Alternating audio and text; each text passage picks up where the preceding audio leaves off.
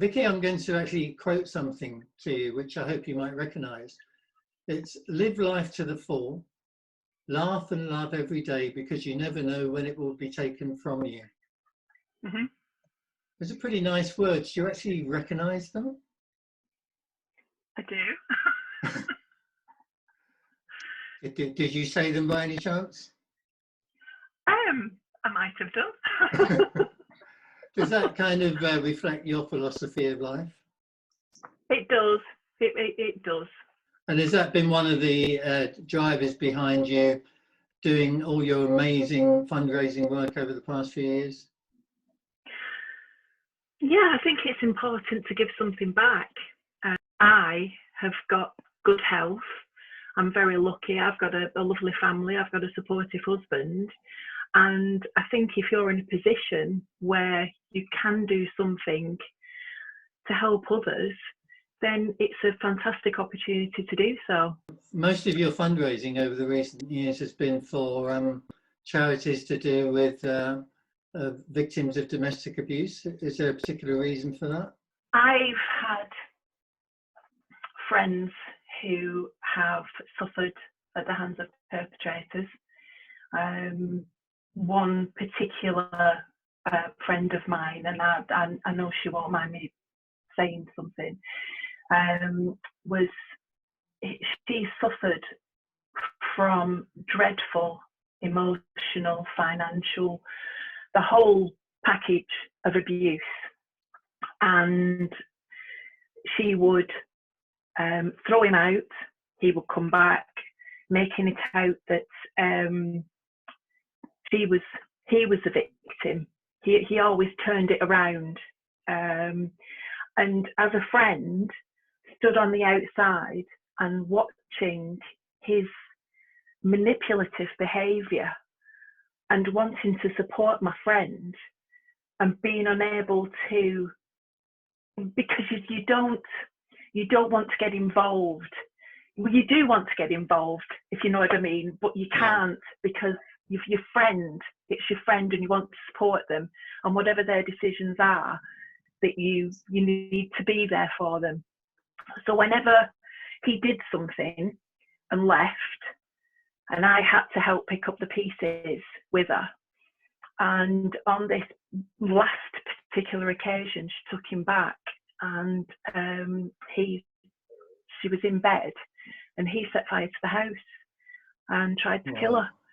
And I mean, obviously, I can't go into too many details because it went to court. Luckily, he changed his plea that morning because he pleaded not guilty. But the thing is, he went away and he served his 12 months in prison. But my friend, she lives with it every day. She lives with it all the time.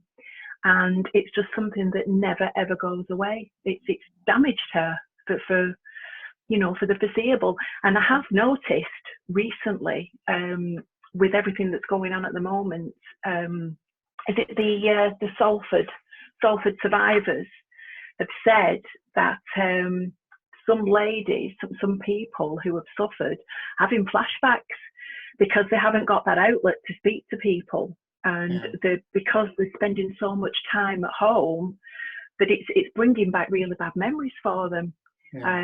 So it's and this particular friend, I've had another one, and she's a tiny little lady, and she's been beaten to a pulp. And luckily she's out of this relationship now, and she's picking up the pieces. But it takes a long time, if ever these people get over it. And when that first happened, and your friend was obviously getting support from you, did either you or her know where to go for other support and other help? She wouldn't go. Well, she wouldn't go. We knew of it, but it's actually, I think for her, it was actually acknowledging the fact that she was being abused. And I think that was very, very difficult for her. And I think it was only after the event when she could look back in hindsight and think, well, actually, yes, I was a victim of abuse. Is the issue of actually identifying when you're being abused one of the big problems? I think it is. I think it is, because people who I've spoken to always think that they're sort of made to think that they're in the wrong, Yeah. that they're being hurt because they've done something wrong, and they're so eager to please, and they don't want to cause any fuss, or they need to protect the children, or and they don't want to break up the family home. It's just a strange situation. Yeah. And I think it takes an awful lot of courage for people to actually say enough's enough, and knowing that there's places like this out there to help. Your friend had you, but in some cases there's nowhere to turn to. In your view, what should victims do? Where should they go for help? There may be a clue in the T-shirt that you're wearing. Well, yes. I mean, I've been. Last year. This is totally irrelevant, by the way. But last year, I organised a charity run, and what we did was I encouraged people who were participating and all the family who came down to bring an item of like shampoo or toothbrush or something, so we could get hygiene packages together for Prestwich Women's Refuge. And it was, the amount that I got was unbelievable. We had big loads of bin bags full of all this stuff. So some of it went to Salford survivors. So it's one of those where, as these things have been going on recently, you find more and more that you've got your Salford survivors, you've got Refuge, that there are people out there. And I know Manchester Council have started a campaign at the moment. They forwarded something on Twitter the other day with the website and telephone number for people to ring. I noted that Refuge has been going for rather a long time. It actually started in 1971. And whilst they've obviously built up an incredible amount of experience, and they are, I suppose, the nationally recognised body today, and the National Helpline is run by them. But it strikes me that that's nearly 50 years. And the problem, if anything, is worse. Yeah. What can we do to actually change the way things are in our society? Well, we need to. I mean, the thing that's happening with COVID now has brought it to the forefront. Yeah. So if we can turn something bad into something good, it can only get better.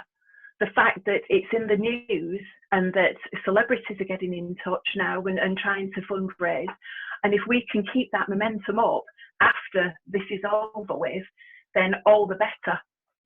Because I just think it's about people being aware, and it's not something that people will suffer from behind closed doors, that there will be an outlet for them, and people will understand. There's this ideal that she asked for it, or there must be something wrong, she mustn't be doing this, or he mustn't be doing this.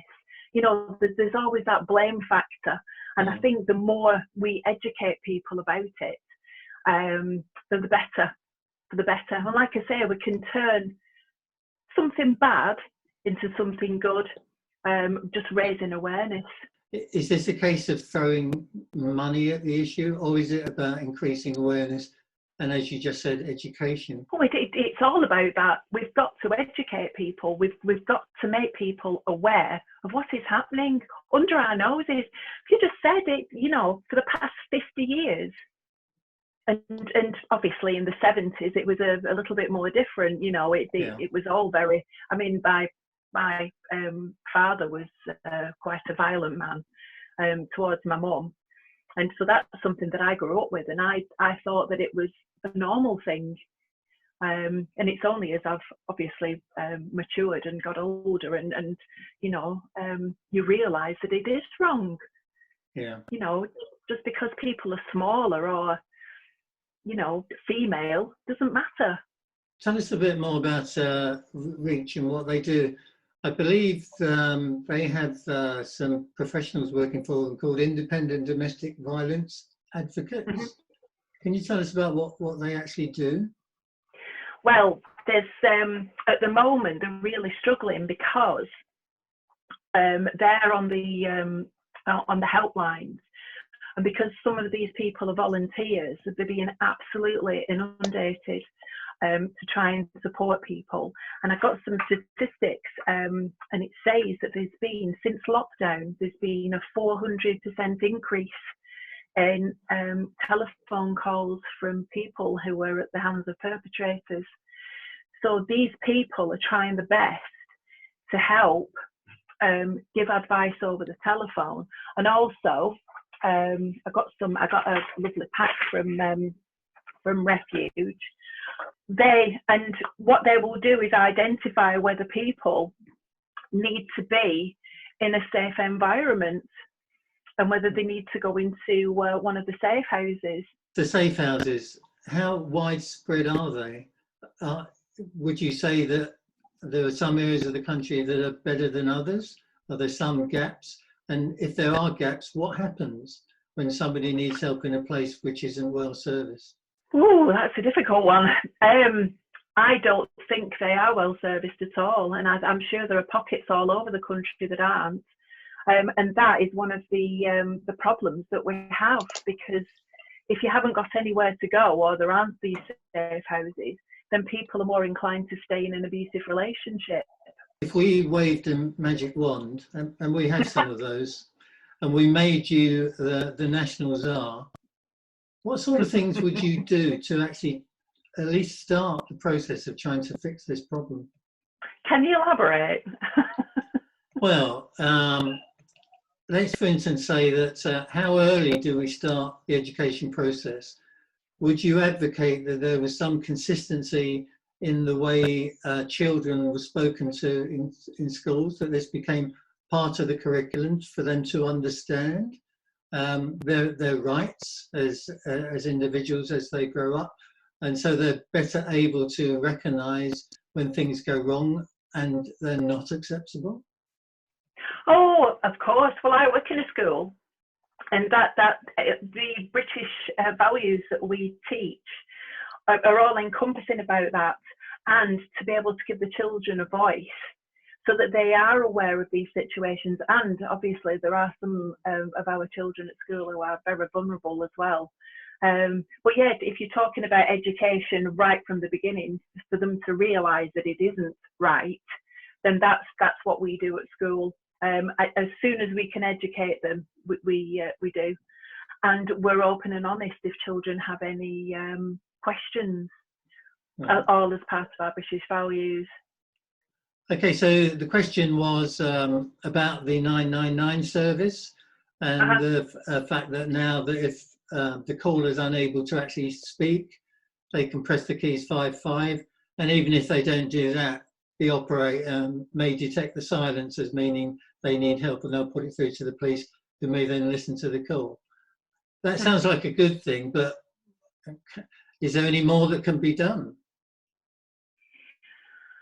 Well, I have a friend who works on the police force, and they have something where they have, obviously this was before COVID, but they've got they give out pens, and there's a number on the pen, but it's not actually, there's a way it's coded so that people can get in touch. And there's also been something been going around on Facebook, if anybody's suffering from abuse, that they can get in touch with a friend and order some makeup. There's say, oh, I need an eyeliner or something like that. Right. But what I've done, I run a ladies only running group, and what I've said was I put on the page right when this started, because I know that a lot of the ladies suffer from mental health problems, and I'm not aware of anybody who's suffering from domestic abuse, but I put on the page, if anybody needs any help whatsoever to private message in a private email. So that's the way that I've tackled it. And I'm sure there are other ways that other people can help as well. I've heard that Boots have set up a system whereby you can actually go into one of their pharmacies, and there will be someone who will be available to actually help and support you. Do you know about that? Yes, I do. I have heard about that. Yeah. So there are different ways that people we can deal with this in a subtle way rather than making a big issue about it. And I think that's the important thing. We need to do more things like this. And in many ways, the more of that happened and became acceptable, it would be easier for women who, well, indeed, women, children or men who are victims of abuse to actually be able to reach out and seek help. It's a bit of a dilemma in some ways, because it helps to increase awareness, but then we don't ever want this to become an accepted part of society. Precisely. No, not at all. And like you've said, you know, this has been going on, well, obviously it's been going on for years and years, but since Refuge was set up, the past 50 years, and we don't want it to be acceptable. We need to nip it in the bud. Vikki Launders, thank you so much for sharing your thoughts with us today. Thank you.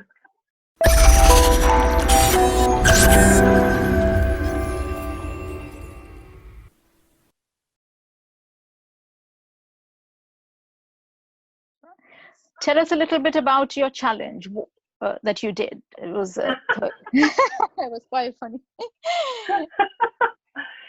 Yes, I've actually finished it today. I've got my little tick list, so I've done it all. So it's 100 squats a day for 30 days. It did get easier as time went on, but it was just there's a Facebook page that's been set up, and there's 5,000 people on it at the moment who are doing this challenge. And so far, we've raised £68,000. Wow. And on the page, a lot of the ladies have shared their personal stories.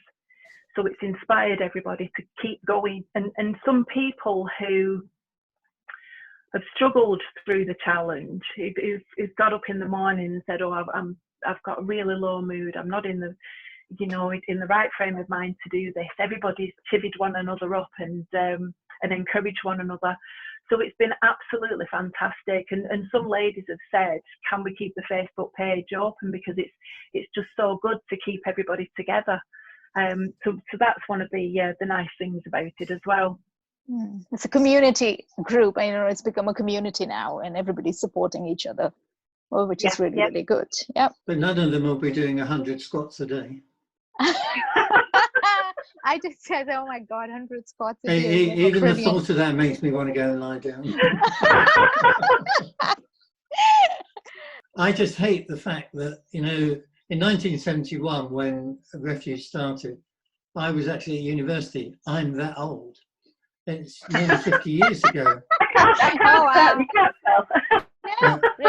Yeah, and in another 50 years' time, I won't be around, but Grace will.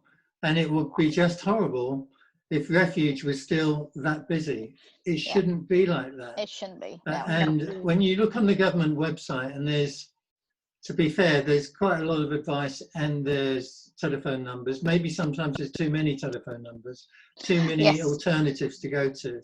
Maybe we need some clarity there. But a lot of the advice is to enable people to recognise when they are being victims.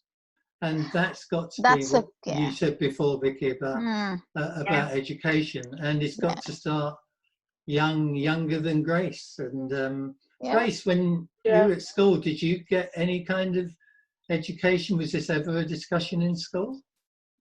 Not really, not that I can recollect. There was a lot of charities that came into assemblies and spoke about their charities, but so that would be a good way to educate people, I think, going into different schools and just educating and just teaching them about it. But I never had that, I don't think.